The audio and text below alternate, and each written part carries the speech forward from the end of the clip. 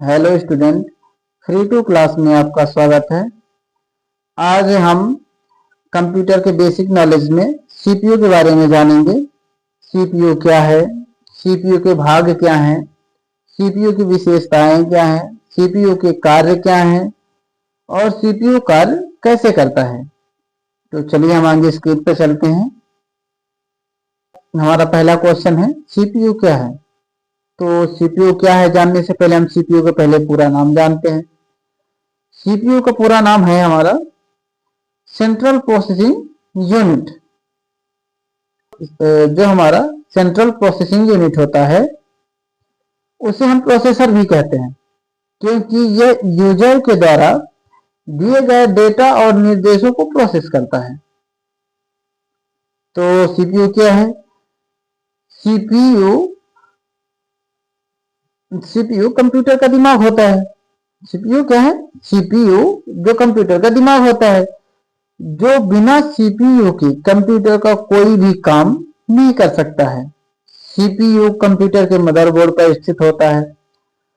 Motherboard का मुख्य कार्य होता है कंप्यूटर के सभी हार्डवेयर पार्ट को आपस में जोड़े रखना। सीपीयू का इस्तेमाल बहुत सारे कार्यों के लिए किया जाता है, जैसे डेटा को प्रोसेस करने के लिए, यूजर से इनपुट लेकर उसे आउटपुट में बदलने के लिए, डेटा को स्टोर करने के लिए, कंप्यूटर के सभी निर्देशों को पूरा करने के लिए हम किसका उपयोग करते हैं? सीपीयू का। सीपीयू के अंदर छोटे छोटे यानी रजिस्टेंस होते हैं, जिसमें बहुत सारी गणनाएं होती हैं। और सीपीयू के अंदर एक छोटा सा पंखा भी होता है, जिसे हम सीपीयू फैन कहते हैं।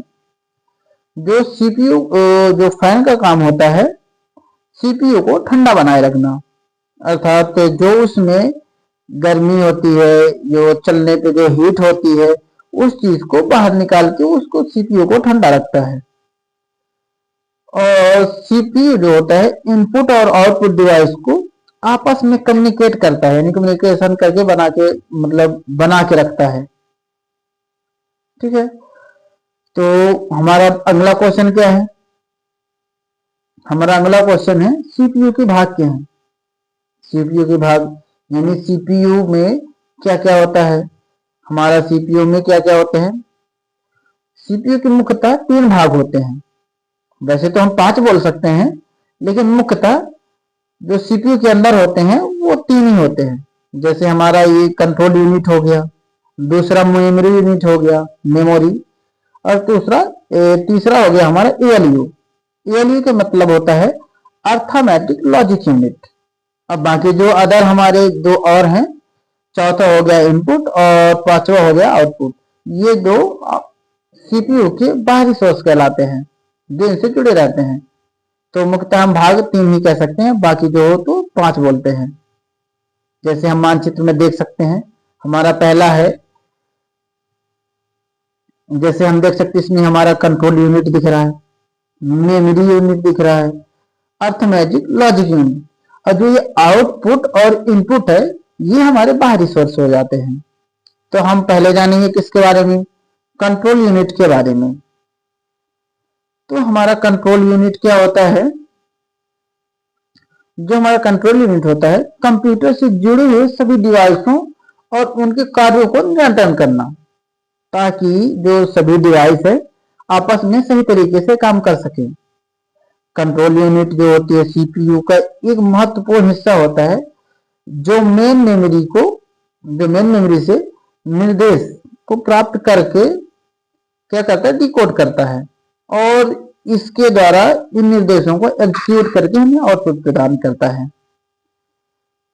जो हमारा कंट्रोल यूनिट होता है इनपुट और आउटपुट डिवाइस जैसे होते हैं, मॉनिटर हो गया, प्रिंटर हो गया, कीबोर्ड हो गया, माउस हो गया, इन कार्यों को कंट्रोल करता है।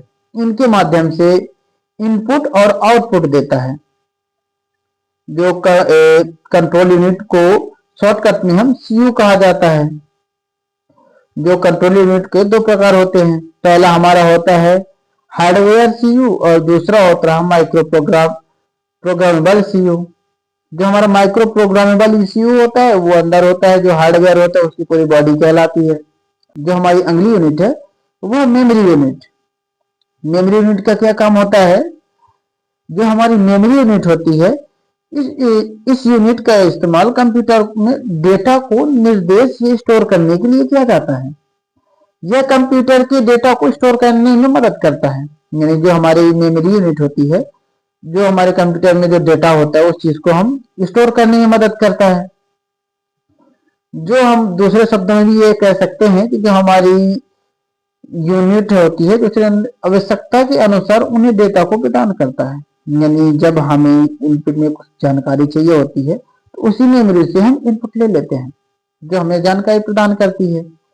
जो हम प्राइमरी स्टोरेज और मुख्य मेमोरी में इंटरनल स्टोरेज के नाम से भी जाना जाता है। जो हमारी मुख्य मेमोरी होती है उसे हम इंटरनल मेमोरी के नाम से भी जानते हैं।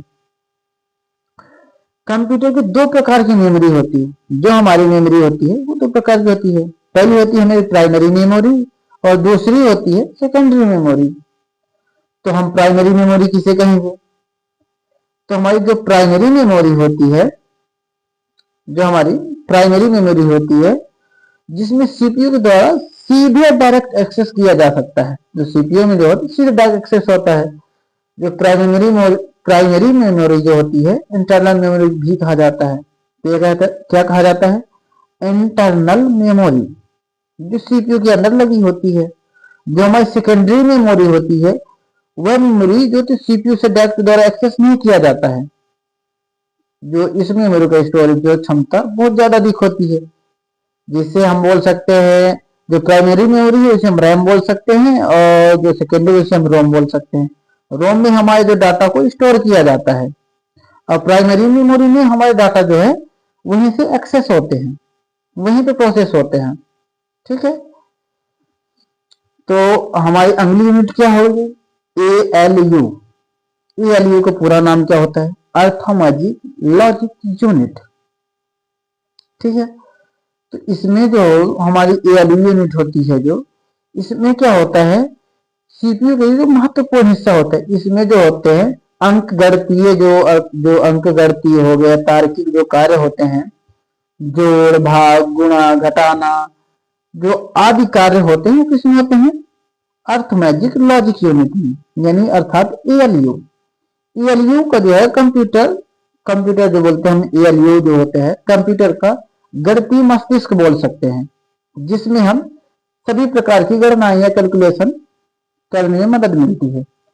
कंप्यूटर में एक प्रकार का ऑपरेशन कोड भी होता है जो ALU को यह बताता है कि किस समय कौन सा कार्य करना, कौन सा कार्य पूरा करना है। जो एक सीपीयू के अंदर या एक से अधिक जो ALU हो सकते हैं। जो हमारी गणितीय गणनाएं की जो सीपीयू जो ALU अर्थमेटिक लॉजिक यूनिट होती है वो एक से ज्यादा भी हो सकती है। अभी तक हमने सीपीयू क्या है ये जाना, सीपीयू के भाग क्या है ये जाने। अब हम जानते हैं सीपीयू की विशेषताएं क्या होती हैं। जो हमारी सीपीयू की विशेषताएं होती हैं मुख्यतः 5 तरह की होती हैं। जो सीपीयू की विशेषताएं हैं, पहली हमारी क्या हो गई? स्पीड यानी गति। जो सीपीयू होता है उसके कार्य करने की गति जो होती है काफी अच्छी होती है। हालांकि सभी सीपीयू तेज नहीं होते हैं, इससे हम ये नहीं कह सकते सीपीयू की गति तेज होती है या ज्यादा नहीं होती है। जो सीपीयू उसकी फ्रीक्वेंसी के आधार पर निर्धारित होती है।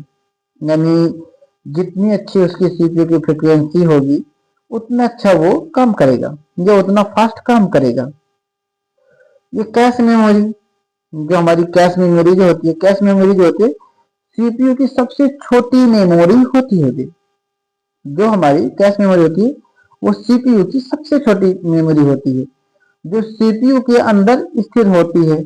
कैश मेमोरी का मुख्य तुलना तेज होता है कि सीपीयू इस मेमोरी का इस्तेमाल अपने परफॉर्मेंस को बढ़ाने के लिए करता है, यानी अपनी स्पीड को इंक्रीज करने के लिए करता है ज्यादा तेज। और कोर क्या है? सीपीयू के अंदर बहुत सारे कोर होते हैं जिसका उपयोग सीपीयू एक समय में कई सारे कार्य करने के लिए उपयोग करता है, जिसमें हम कोर का कह सकते हैं। जो कोर हमारी होती है कि जो कोर होती है सीपीयू के काम करने की स्पीड जो बढ़ा देता है। जो हमारा कोर होता है सीपीयू की जो कार्य करने की क्षमता होती है उसको थोड़ी बढ़ा देता है। और जो सीपीयू होता है ये मल्टीटास्किंग भी होता है। कैसे? इस मल्टीटास्किंग एक समय पर बहुत सारे कार्य किए जा सकते हैं। जो हमारा सीपीयू के अंदर जो पंखा लगा होता है, फैन जिसे हम बोलते हैं, सीपीयू के अंदर एक छोटा सा फैन लगा होता है जिसका इस्तेमाल सीपीयू को ठंडा रखने में किया जाता है। सीपीयू में अधिक मात्रा में गर्मी पैदा करता है।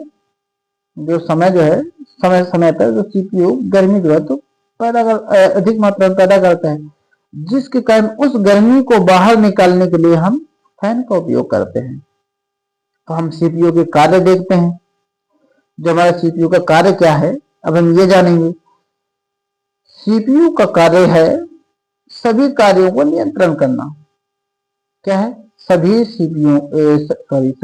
सभी कार्यों को नियंत्रण करना।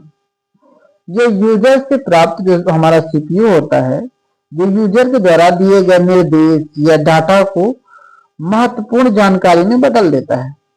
यह इनपुट और डिवाइस को कार्यों को नियंत्रित करता है। यह कठिन गणना को हल करता है या इनके कार्य डेटा को स्टोर भी करता है। ये सभी कार्यों को मैनेज और हैंडल करता है यानी कंट्रोल करता है। और सीपीयू कार्य कैसे करता है अब हम ये जानेंगे।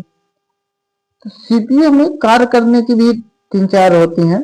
जैसे हमारी 4 प्रकार की होती हैं। जैसे हम पहले इनपुट करेंगे तो सबसे पहले क्या करेगा, डाटा जो है हमारा फैच करेगा। यानी डाटा क्या है, सीपीयू जो है पहले डाटा इंसर्ट करता है, स्टोर करता है, फिर उसको फैच करता है, ठीक है। और फिर उसके बाद क्या करता है, उस डाटा को डिकोड करता है कि जो हमारा यूजर है वो हमसे कहना क्या चाहता है, वो डिकोड करना हो गया। और फिर उसके बाद उस चीज को एग्जीक्यूट करता है यानी उस चीज को समझता है और उसकी जानकारी सभी कार्य को करने में पूरा करता है। फिर उस चीज को स्टोर करता है, जो एग्जीक्यूट किए हुए जो प्रोसेस है उस चीज को स्टोर करता है और हमें आउटपुट के रूप में प्रदान करता है। आज की वीडियो हम यहीं पे समाप्त करते हैं। हम अगली वीडियो में अगले टॉपिक के साथ फिर मिलेंगे। तब तक के लिए जय हिंद। हमारी वीडियो आपको पसंद आई हो तो like, share, subscribe and comment करना ना भूलें। धन्यवाद।